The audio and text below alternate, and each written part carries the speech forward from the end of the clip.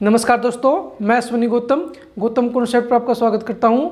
और साथियों, आज हम जानेंगे इंडियन पॉलिटी की 3 टर्म के बारे में जो अक्सर यूज की जाती हैं। पहली है नॉमिनेट। आप अक्सर सुनते होंगे कि इतने व्यक्ति नॉमिनेट किए गए राष्ट्रपति के द्वारा। इसी प्रकार सेकंड है इलेक्ट, ठीक है। और इसी तरीके से जो हमारी तीसरी टर्म है वो है अपॉइंट। तो हम तीनों के बारे में डिस्कस करेंगे। अगर आपने अभी तक चैनल सब्सक्राइब नहीं किया तो कर लीजिए, ताकि टाइम पर आपको लेटेस्ट नोटिफिकेशन मिलती रहे। दोस्तों देखिए, सबसे पहले तो आप अक्सर ये सुनते हैं कि भाई इलेक्ट करना क्या होता है, ठीक है। जो हमारे एमपी हैं वो इलेक्ट होते हैं या सिलेक्ट होते हैं, जो हमारे एमएलए हैं वो इलेक्ट होते हैं या सिलेक्ट होते हैं। तो साथियों, सबसे पहले तो आप ये जान लीजिए कि जो हमारे एमपी होते हैं लोकसभा के, ठीक है, और हमारे जो एमएलए होते हैं विधानसभा के, इनका इलेक्शन होता है। हम वोट डालकर अपने एमपी एमएलए चुनते हैं, ठीक है दोस्तों। तो ये क्या किए जाते हैं, ये इलेक्ट किए जाते हैं। क्या किए जाते हैं, ये इलेक्ट किए जाते हैं। इसका मतलब क्या साथियों, हम अपने एमपी को, एमएलए को, सरपंच को या फिर एमसी को वोट डालकर इलेक्ट करते हैं, मतलब कि इनका चुनाव करते हैं, ठीक है साथियों। तो ये एक टर्म हुई आपकी इलेक्ट। सेकंड है दोस्तों अपॉइंट, ठीक है। अपॉइंट, कई बार ये क्वेश्चन आता है कि जो हमारे प्रधानमंत्री हैं वो इलेक्ट होते हैं, सिलेक्ट होते हैं, नॉमिनेट होते हैं या अपॉइंट होते हैं। तो साथियों देखिए, जो आर्टिकल 75 है इंडियन कॉन्स्टिट्यूशन का, आर्टिकल 75, इसके अनुसार prime minister of India shall be appointed by president. मतलब कि जो हमारे प्रधानमंत्री होते हैं उनका क्या होता है, अपॉइंटमेंट होता है। उनको अपॉइंट करते हैं कौन, राष्ट्रपति। तो दोस्तों जो हमारे प्रधानमंत्री हैं वो अपॉइंट होते हैं एज ए प्राइम मिनिस्टर, ठीक है दोस्तों, आपको याद रखना है। तो जो हमारे पीएम हैं वो क्या होते हैं, अपॉइंट होते हैं। यहाँ पे आप एक बात ध्यान रखना, उनका सिलेक्शन नहीं होता, ना ही नॉमिनेशन होता है। क्या होता है, अपॉइंटमेंट होता है।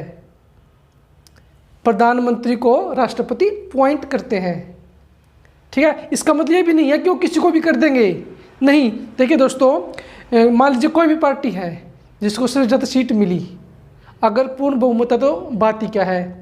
तो दोस्तों जिस भी पार्टी ने सबसे ज़्यादा वोट लिए हैं या बहुमत लिया है, वो एक नाम राष्ट्रपति को भेजते हैं और फिर राष्ट्रपति उस नाम को अपॉइंट करते हैं।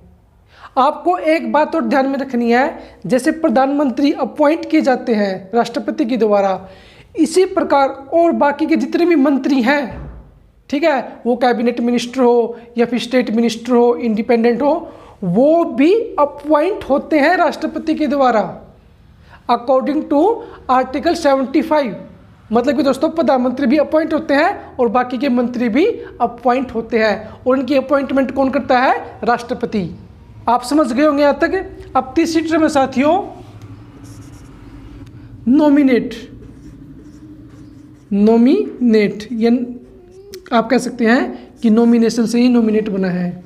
अब साथियों नॉमिनेट आपने अक्सर सुना होगा कि राष्ट्रपति लोकसभा के लिए 2 सदस्य और आपकी राज्यसभा के लिए 12 सदस्य को नॉमिनेट करता है, मतलब कि मनोनीत करता है।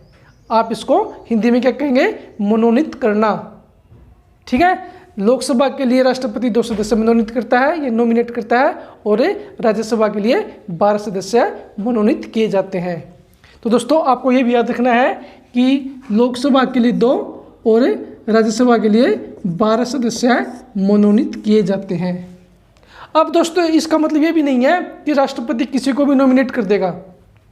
ये जो 12 नाम हैं, ठीक है, ये जो मंत्री परिषद होती है उनके द्वारा ये सुझाए जाते हैं नाम राष्ट्रपति को, और फिर राष्ट्रपति इनको अपनी तरफ से नॉमिनेट करता है, ठीक है साथियों। देखिए, इलेक्ट करने को हिंदी में चुनना बोलते हैं, ठीक है। अपॉइंट को क्या बोलते हैं, हमें नियुक्त करना, नियुक्त, ठीक है। प्रधानमंत्री की और उनके मंत्रियों की क्या होती है, नियुक्ति होती है राष्ट्रपति के द्वारा। तीसरी है मनोनीत, जिसमें राष्ट्रपति 2 लोकसभा के लिए और 12 राज्यसभा के लिए सदस्यों को मनोनीत करता है। तो फ्रेंड्स ये 3 टर्म है जिसमें अक्सर कन्फ्यूजन भी रहता है, तो मुझे लगा कि वीडियो इस पर बनाना चाहिए और मुझे उम्मीद है आपको अच्छे से समझ में आ चुका होगा कि क्या इलेक्ट होता है और क्या अपॉइंट होता है और क्या नॉमिनेट होता है। अगर साथियों आपकी कोई भी क्वेरी है इसके रिगार्डिंग तो आप कमेंट बॉक्स में जाकर पूछ सकते हैं। आज के लिए इतना ही। Thank you, have a nice day.